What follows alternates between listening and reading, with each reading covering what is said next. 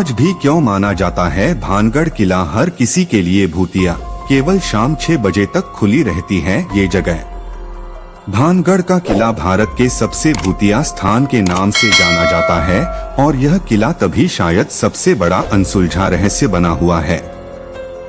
रहस्यमय होने की वजह से यह जगह कई लोगों का ध्यान अपनी ओर खींचती है।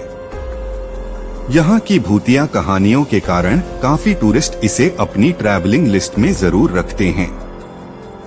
इस जगह को लेकर कुछ जिज्ञासु यात्री यहाँ मौजमस्ती करने आते हैं, तो कुछ निराश होकर लौट जाते हैं, तो कुछ इन कहानियों और रहस्य में डूब जाते हैं। अगर आप भी इन यात्रियों में एक हैं, तो जल्दी से इस किले में घूमने का प्लान जरूर बनाएं।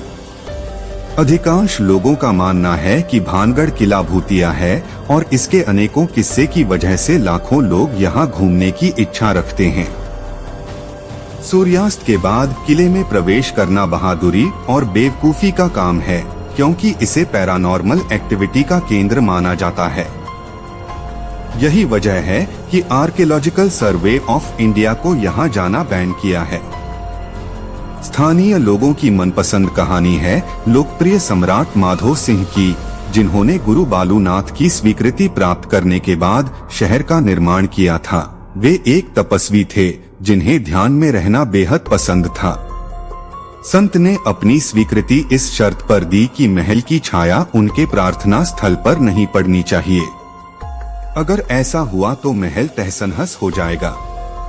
जब महल का निर्माण पूरा हुआ तो उसकी छाया संत के प्रार्थना स्थल पर पड़ गई और भानगढ़ उसी समय तहस-नहस हो गया।